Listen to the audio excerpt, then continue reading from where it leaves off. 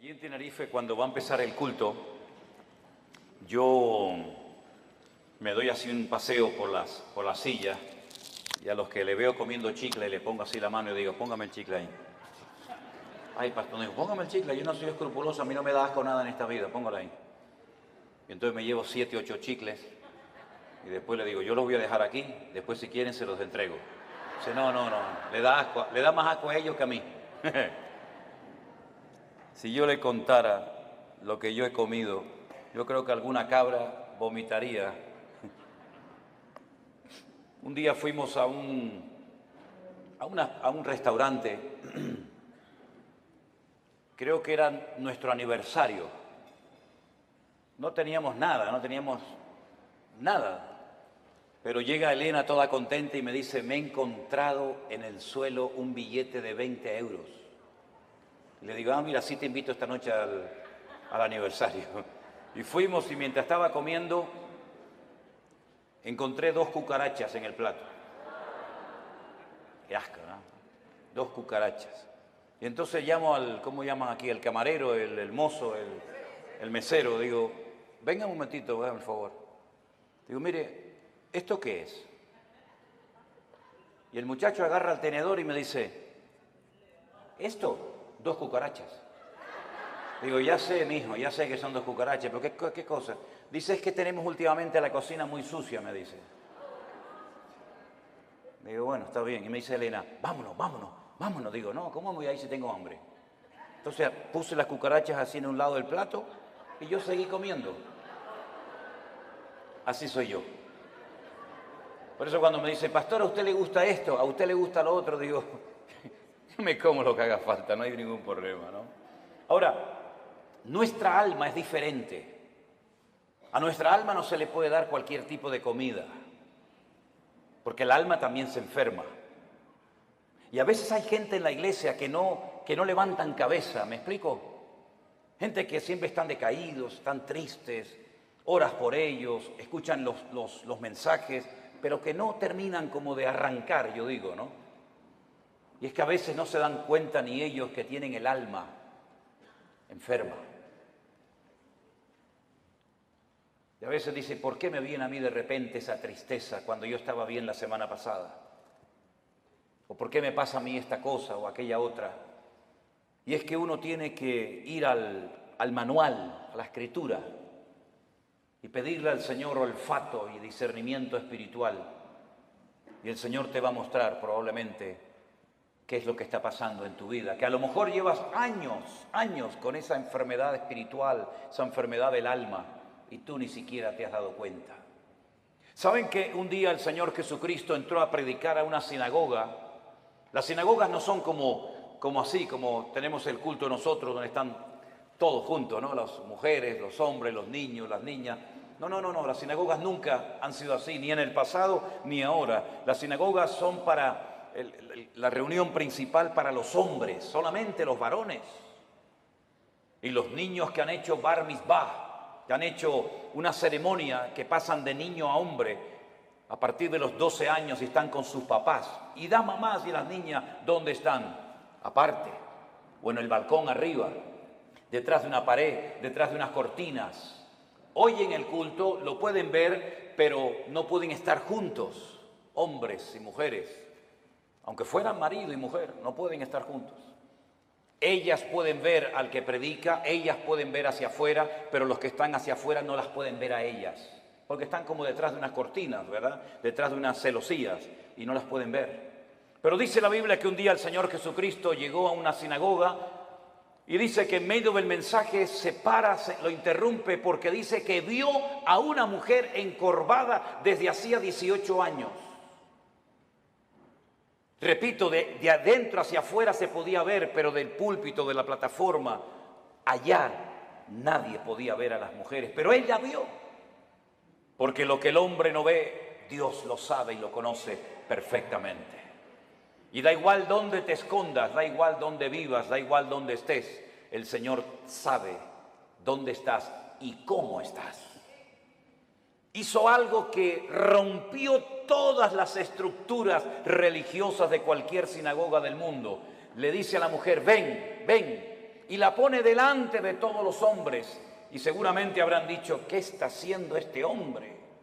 Esto es un pecado, esto es una falta de respeto, esto es una falta de reverencia. ¿Qué está haciendo este hombre? Poner en medio de nosotros a una mujer. Y dice la Biblia que esta mujer no se podía enderezar. Estaba totalmente curvada su columna vertebral. Y dice que llevaba en esa condición lamentable 18 años de su vida. No se perdió un culto, no se perdió una reunión en 18 años, pero siempre estaba igual o peor. Y esa historia solamente está en el Evangelio de Lucas. Marcos no habló de ella, ni Mateo, ni Juan, pero Lucas sí. Y Lucas dice la Biblia que era médico. Y Lucas la observó, a Lucas le contaron los síntomas que tenía y él llegó a la conclusión de que de ninguna manera esta mujer nunca se iba a enderezar. Ahora, el problema aparentemente era un problema físico, pero sin embargo la Escritura dice que tenía espíritu de enfermedad y por eso no se podía enderezar. Fíjese la preposición, las preposiciones son muy importantes, hermano, muy importantes. Como cuando el Señor le dijo a Moisés, desde hasta será tu territorio, pero no te salgas de ahí porque no te voy a dar nada, pero desde aquí hasta allí todo será tuyo. Las preposiciones en la Biblia son tremendamente importantes. Y por eso dice la Biblia que de ninguna manera se podía enderezar, porque era una persona que estaba que tenía espíritu de, no dice un espíritu, sino espíritu de. ¿Y cuál es la diferencia entre tener un espíritu o tener espíritu de enfermedad? Bueno, tener un espíritu significa tener un demonio, ¿sí o no? Tener un espíritu significa tener una presencia demoníaca en tu cuerpo, y entonces cuando una persona tiene eso, las evidencias son muy distintas, amigo. No es lo mismo tratar con un esquizofrénico, no es lo mismo tratar con una persona, digamos, poseída, que con una persona, por ejemplo, que le dan ataques epilépticos, aunque a veces a endemoniados le pasan esas cosas, pero la sintomatología, la patología de la persona es completamente diferente. Y es una lástima cuando a un endemoniado se lo trata como a un loco, o a un loco se lo trata como un endemoniado, que es muchas veces lo que pasa en las congregaciones. No, él está endemoniado. No está endemoniado. Tiene un problema psicológico, problema mental.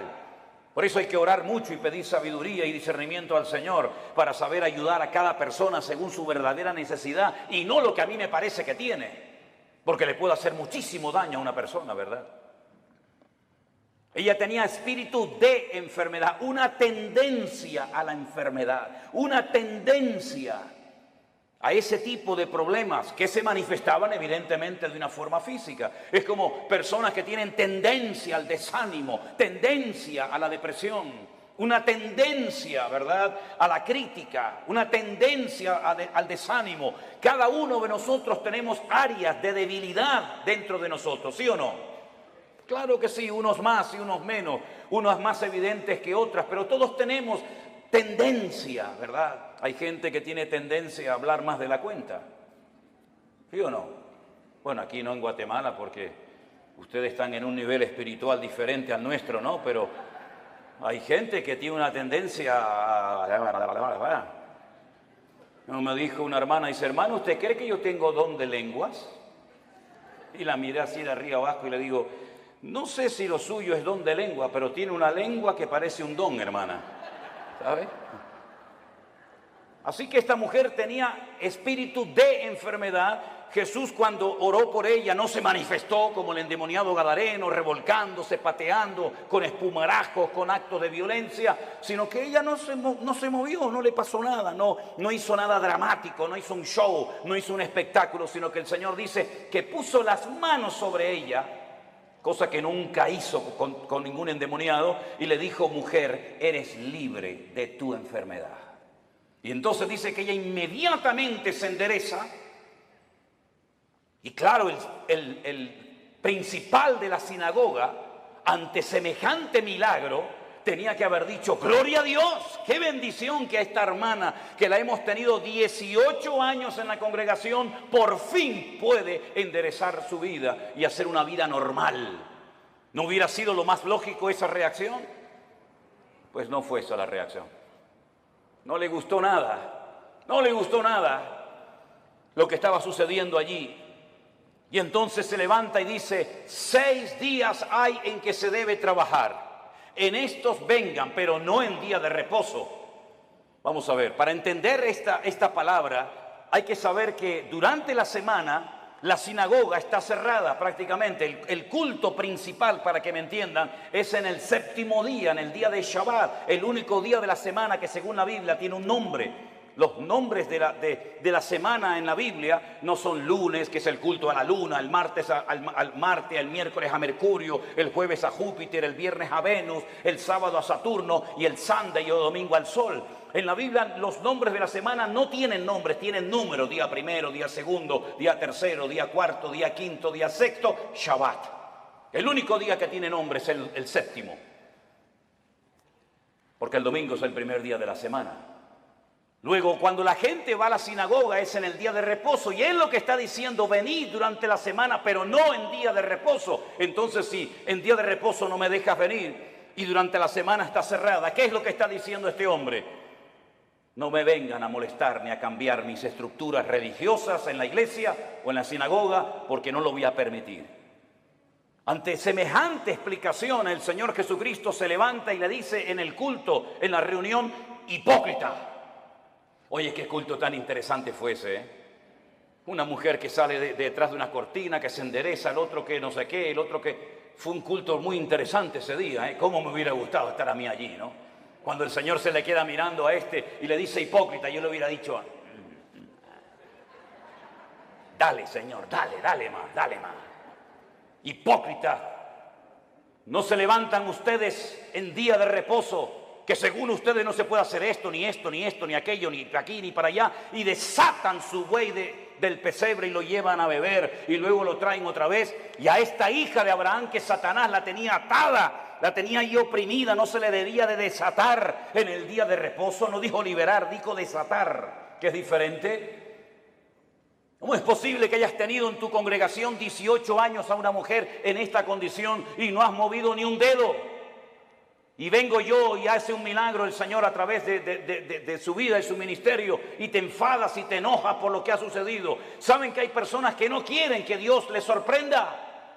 Hay gente que no quiere cambiar, hay gente que está cómoda, hay gente que está muy cómoda, muy apoltronada con su rutina religiosa, pero el Señor ha venido para romper estructura. El Señor ha venido a su casa a hacer lo que quiere, porque al fin y al cabo la iglesia no es suya ni mía. La iglesia es la casa de Dios y Él es la cabeza, yo soy el cuerpo. ¿Te vas a dejar sorprender por el Señor o ya lo sabes todo? Esto no se puede hacer, esto sí se puede hacer, ahora de pie, ahora sentado. Pero ¿quién eres tú, el dueño de la iglesia? ¿Qué te has creído que eres tú en la iglesia? El que abres y cierras la bendición de Dios. El dueño de la iglesia no es el pastor, no es los ancianos, no son los diáconos, no es la mesa directiva. El dueño de la iglesia es Cristo, y si no es Cristo tienes un grave problema, porque te has convertido en un propietario de algo que no te corresponde. En vez de un administrador, en un siervo, que para lo que está es para servir y no para servirse de, como muchos hoy en día, que en vez de servir a la gente lo que hacen es que se sirven de la gente y todo gira en torno a ellos, y se enfadan cuando no le dice a la gente, sí, pastor, sí, mi hermano, sí, el ungido, como si los demás no fueran ungidos igual que el pastor. ¿O usted no es ungido? ¿Usted no tiene el mismo espíritu que tengo yo en esta tarde? ¿Usted no lee la misma Biblia que yo? ¿Usted no va al mismo cielo que yo? Entonces, ¿por qué hacemos esas diferencias? No toque al ungido, no moleste al ungido. El ungido, ¿y usted qué es? Si usted no tiene la unción que yo tengo, entonces usted tiene un grave problema. Si el Espíritu Santo que mora en mi vida no mora en la suya, entonces usted no es cristiano, porque hay un solo Espíritu, hay un solo cuerpo, hay un solo bautismo, hay un solo Dios y hay un solo cielo para todos y cada uno de nosotros.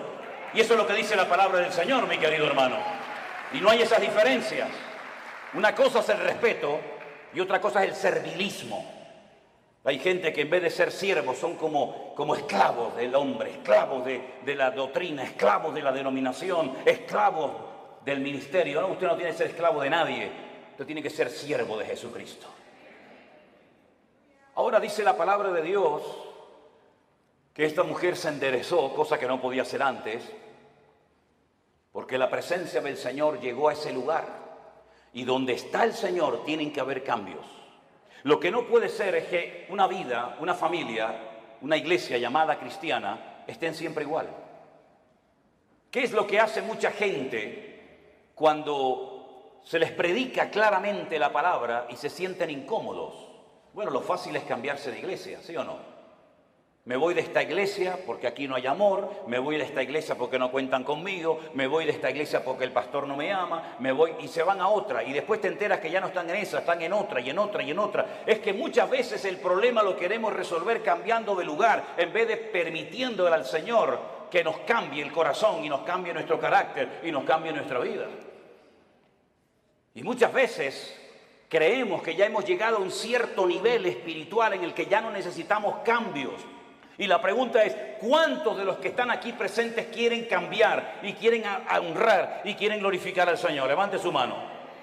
Pues entonces, como Dios lo va a hacer a través de pruebas. Hoy se habló aquí de pruebas. ¿Saben? Dios no tiene que pedirle permiso a usted ni a mí para probarnos. Para nada. Y las pruebas por las que pasaremos a lo largo de nuestra vida, que pasaremos sí o sí, son proporcionales a nuestro nivel de fe y de madurez. Lo cual quiere decir que Dios nunca jamás va a mandar una prueba a usted por equivocación, por error. Ay, esta prueba era para Juan y se la estoy mandando a Antonio. Esta prueba era para la hermana María y me equivoqué y se la mandé a la hermana Juana. No, no, para nada. Las pruebas están preparadas desde la eternidad para cada uno de nosotros. Y Él nunca nos va a mandar algo que no vamos a poder soportar y llevar. Y en el caso de que nos mandara algo que humanamente hablando decimos yo no aguanto, yo no puedo con esto, no te preocupes que el Señor te va a capacitar y te va a ayudar para que tú pases por la prueba con gozo y con la bendición de Dios. Yo siempre he dicho que si las pruebas que el Señor le mandó a Abraham se las hubiera pedido o se las hubiera mandado a David, no las hubiera podido soportar. Porque como dije esta mañana, David ganó muchas batallas fuera del hogar, pero dentro perdió muchas. Sin embargo, cuando el Señor le pide a Abraham que sacrifique a su hijo, él no le dijo al Señor, ¿y por qué? Yo tengo dos, si quieres te sacrifico al primero, a Ismael. No, quiero que sacrifiques a tu único hijo, al que amas. Y le dice a Isaac. Abraham en aquel momento vivía en el sur de Israel, en una ciudad llamada Beersheba. La palabra Beer en hebreo es pozo, Sheba es 7. Beersheba, la ciudad de los 7 pozos. Él vivía en el sur de Israel. Beersheba en la actualidad es la capital del Negev, del desierto del Negev, del sur de Israel. Y el Señor le habla y le dice, ve al monte Moriah a sacrificarme a tu hijo. El monte Moriah está en Jerusalén. Es el monte donde tiempo más tarde se construiría el templo de Salomón. Él viajó, dice la Biblia, 3 días desde el sur de Israel hasta el monte Moriah. Y cuando llegan cerca del monte Moriah y lo ve de lejos, llevaba a algunos criados y él les dice a sus siervos, esperen aquí que nosotros iremos allí, adoraremos y volveremos. Fíjese qué interesante la palabra de Abraham, iremos, adoraremos y volveremos. ¿Cómo que volveremos si Dios te ha dicho que van 2 y vuelve 1? Subiréis 2 al monte Moriah, pero a uno lo tienes que sacrificar y matarlo allí, y el que volverá serás tú solo. Pero no dijo eso Abraham, dice iremos y volveremos.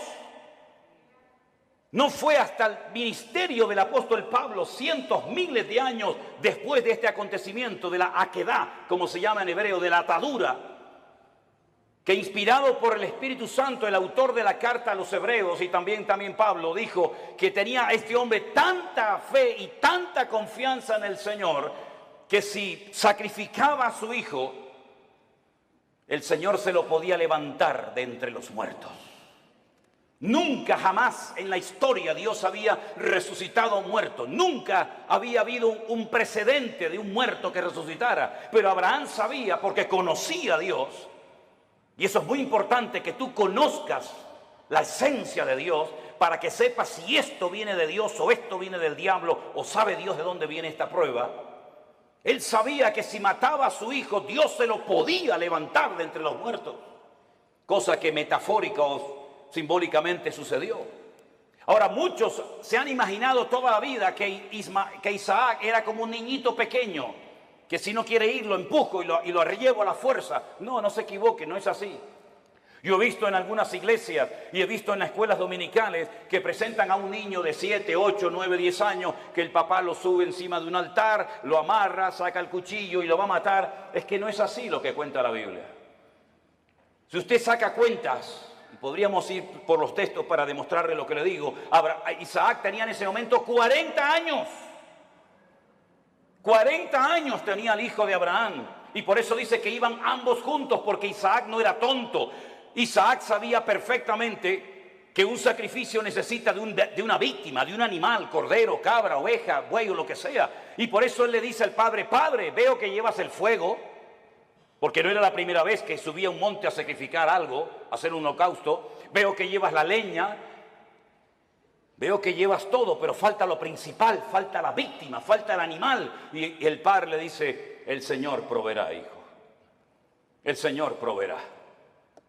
¿Tú sabes que el Señor proveerá lo que necesitas? ¿Lo sabes? Abraham sabía que Dios iba a proveer lo que fuera, pero lo iba a proveer. Los dos caminaron lentamente hacia el monte Moriah. Isaac se somete a la voluntad del Padre, porque entiende que la víctima en ese caso, en ese día, va a ser él. Se deja amarrar, se pone encima del holocausto, porque la palabra que aparece en el texto original en hebreo no es que lo matara, sino que lo matara y lo quemara. Lo matara y lo quemara. Imagínate la prueba tremenda. E Isaac se somete y está dispuesto a ser una víctima inocente, porque el Dios de su padre le ha dicho que así se tienen que hacer las cosas. Ahora, Abraham venía de una tierra donde sacrificar a hijos, sacrificar a niños, sacrificar a vírgenes, sacrificar a personas era lo más normal del mundo. Pero él sabía que el Dios de su padre no era un Dios que pedía víctimas inocentes de seres humanos. Pero aunque no entendía nada, se sujeta al plan y a la voluntad de Dios. Hermanos, nosotros no hemos sido llamados para entender todo lo que Dios nos va a pedir y todo lo que Dios va a hacer en nuestra vida. Gracias a Dios no tenemos esa obligación de entender las cosas, pero sí tenemos la obligación y el deber de obedecer a Dios, aunque no entienda la voluntad y la voz de Dios para mi vida. Isaac no dijo: ¿y por qué yo? ¿Y por qué no Ismael? ¿Y por qué esto? ¿Y por qué aquello? Sino se sujetó. Silencio absoluto. ¿Oyen ustedes a Isaac hablando con su padre? ¿Oyen ustedes a Isaac quejándose contra Dios? En absoluto. Porque Isaac en ese momento, aunque él no era consciente, es un tipo de Cristo, sometiéndose a la voluntad del Padre eterno, entregando su vida por todos y cada uno de nosotros. Y en el momento en el que Abraham va a sacrificar a su hijo, dice que se oyó una voz del cielo diciendo: alto, Abraham, no lo hagas. La prueba no se produjo porque Dios quería comprobar la obediencia de Abraham. Es que Dios no te prueba a ti, mi hermano, ni a ti, mi hermana, para saber cómo vas a reaccionar. Es que Dios no necesita probarte para saber cómo eres. Es que Dios no necesita pasarte por una prueba económica, física, espiritual o de la índole que sea para comprobar si eres obediente o eres un rebelde, si eres una persona espiritual o eres un cabezón. Dios no necesita probarte para sacar conclusiones. Ya Dios te conoce desde el vientre de tu madre. Las pruebas son para que tú descubras cómo eres tú realmente delante de Dios. Es un test, es un examen, es una prueba que Dios te pasa a ti para que sepas si verdaderamente amas a Dios o no lo amas. Para que te des cuenta si eres tan obediente como dices o aparentas ser. Las pruebas no son para demostrarle a Dios nada, son para demostrarte a ti mismo el tipo de creyente que tú eres. No el que te gustaría ser, sino el que realmente eres en ese momento. Y en esa prueba sale tu verdadero yo. Sale lo mejor de ti o puede salir lo peor de ti. Es en la prueba donde se ve realmente si se puede contar contigo. Todo eres bla, bla, bla, bla, bla, planes, proyectos, ideas, pero a la hora de verdad no vales para nada. Es en la prueba donde se demuestra si tú verdaderamente tienes paciencia y tienes temor de Dios y respetas al Señor y estás dispuesto a sacrificarte. Las pruebas, repito, no son para demostrarle a Dios nada. Las pruebas son para que tú te des cuenta el tipo de madurez, tus debilidades, tus carencias o tus puntos fuertes. Y es interesante notar que no fue necesario que Abraham sacrificara a Isaac, porque quedó bien claro para todo el mundo allí presente y para las futuras generaciones que Abraham era un hombre que amaba a Dios. Fíjense qué interesante que Abraham nunca leyó la Biblia. Abraham nunca leyó los Proverbios. Abraham nunca supo nada del Apocalipsis. Abraham nunca tuvo un pastor. Abraham nunca habló en lenguas. Abraham nunca, jamás asistió a ninguna congregación.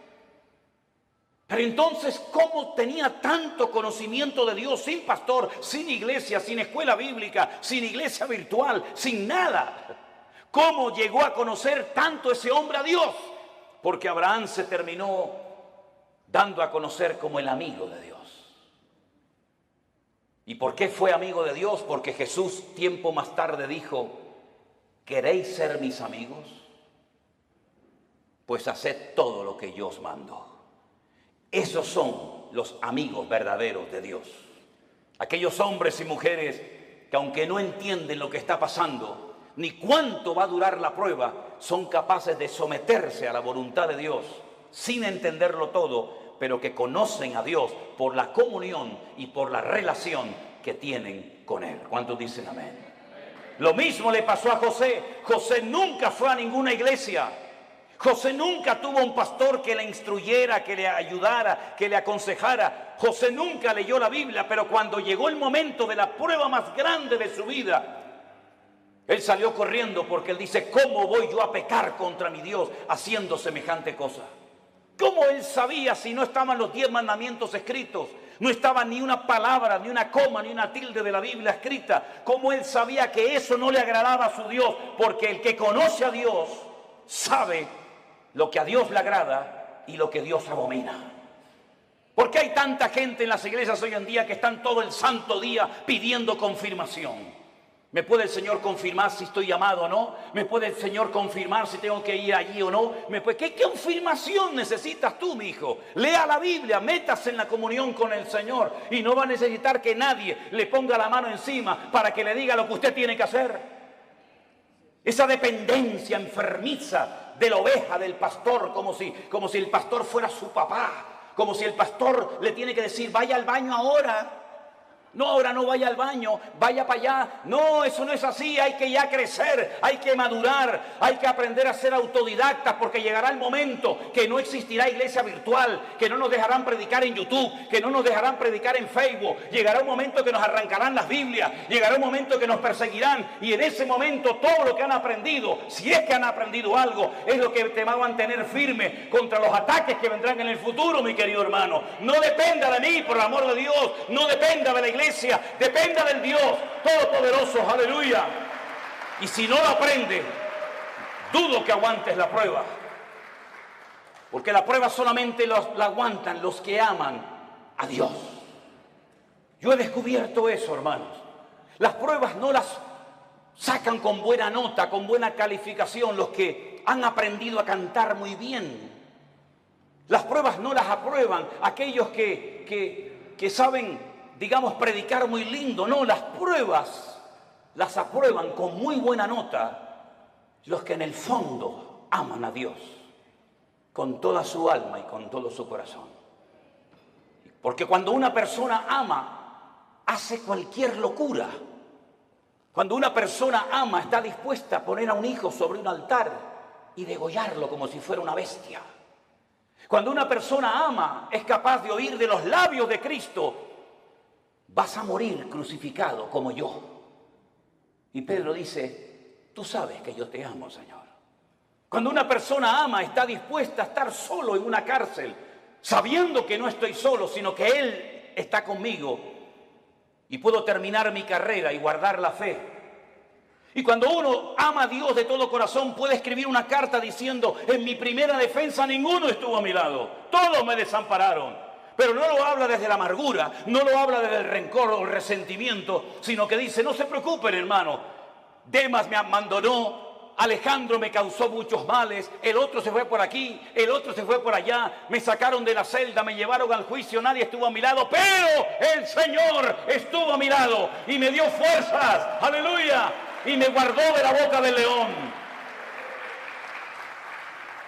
En el peor momento de su vida, cuando todos, Timoteo, Tito, Priscila, Aquila, Silas, el otro tenían que estar con Pablo, ni uno apareció. Pero el Señor estuvo a mi lado y me libró de la boca del león y me seguirá librando. A Él la gloria y la honra y el imperio por los siglos de los siglos, dice Pablo.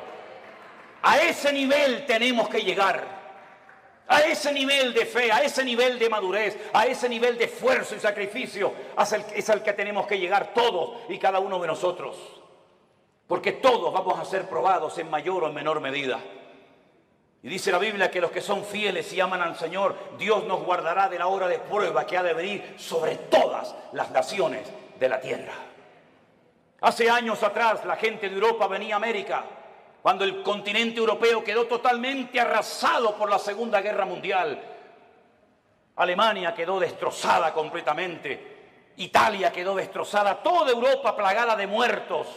Edificios derrumbados, familias destruidas, 6 millones de judíos asesinados en los campos de exterminio nazi. No había esperanza, no había trabajo, no había comida, no había nada. La gente cogía barcos y se iban a Argentina, se iban a Cuba, se iban a Venezuela, como mis antepasados se fueron en barcos de vela a Cuba, Argentina, a Venezuela, porque eran países que ofrecían una esperanza a millones de personas que lo habían perdido todo, padre, madre, salud, casa, de todo.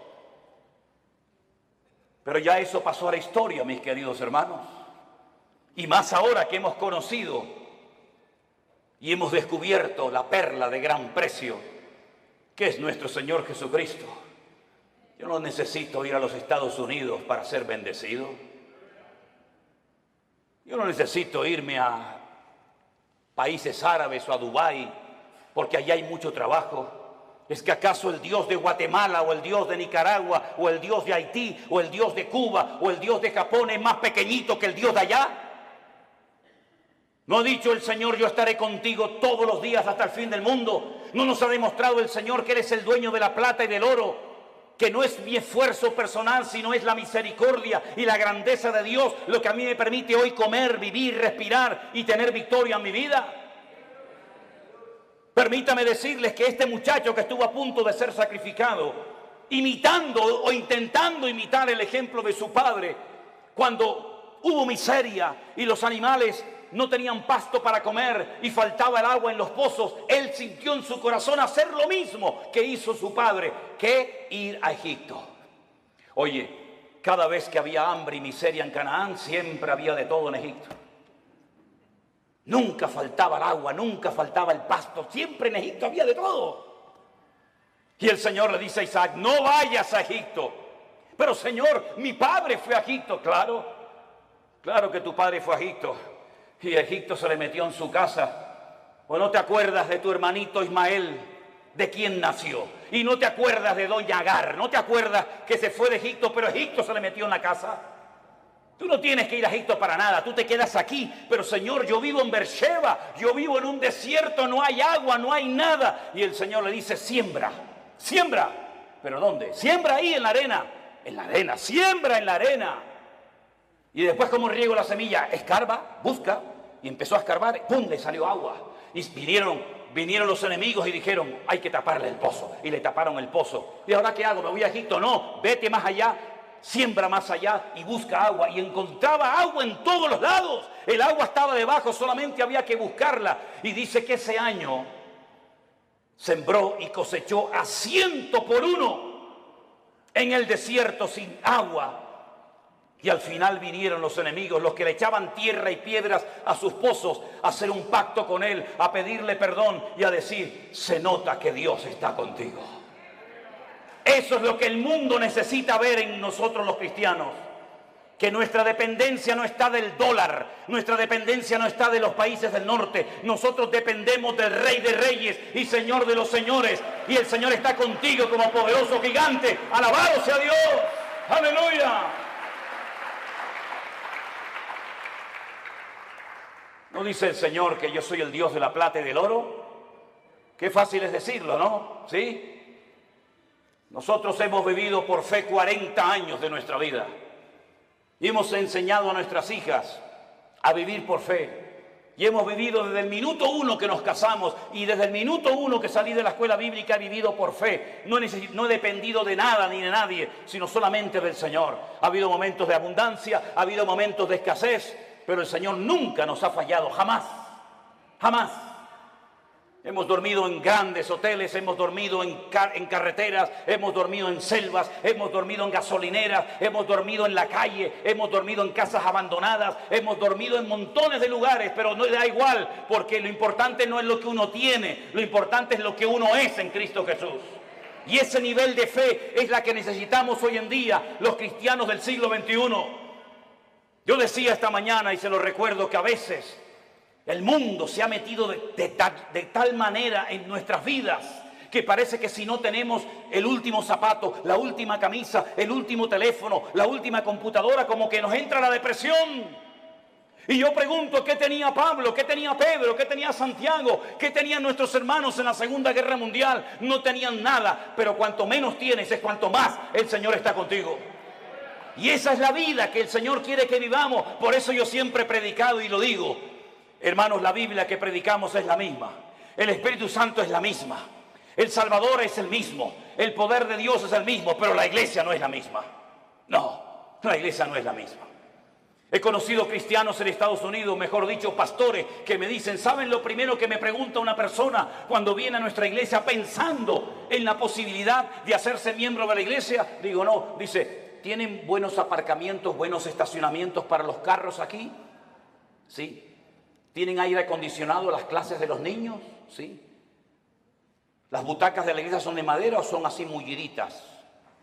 Y cuando pasan la lista y tienen todo lo que sus necesidades demandan, ¿se hacen o no miembros de esa iglesia? Yo te mandaría un tiempo a África, a Corea del Norte, a Irán, a Pakistán, y a lugares donde los hermanos a escondidas de noche tienen que ir con un pico y una pala a romper bloques de hielo así de gordo y bautizarse en lagos helados para que no los maten las personas que están a su alrededor. Te mandaría a lugares donde solamente hay una Biblia para toda la iglesia y los hermanos se la pasan de unos a otros durante varios días y la copian a mano. Y yo tengo Corintios, yo tengo Efesios, yo tengo Gálatas, yo tengo Romanos, yo tengo los Proverbios, porque hay una sola Biblia para toda la iglesia. Cuando estábamos en Kenia y nos enfermábamos y lo primero que pensamos era en ir al médico, los de allí nos decían, no, no hace falta. ¿Cómo que no? Dice, no, vamos a orar, vamos a orar. Porque sabían que tal vez no tenían dinero para medicinas, pero tenían a su alcance el poder de Dios. Nos hemos hecho tan burgueses espiritualmente hablando que si se retrasa la comida 10 minutos ya nos ponemos nerviosos. Nos ponemos tan nerviosos cuando faltan determinadas cosas y después algunos me dicen, no, yo quiero servir al Señor. Me vino uno una vez a la iglesia y me dice, yo quiero servir al Señor. Y estaba de pie y yo estaba poniendo la moqueta en la iglesia con un señor ya muy mayor.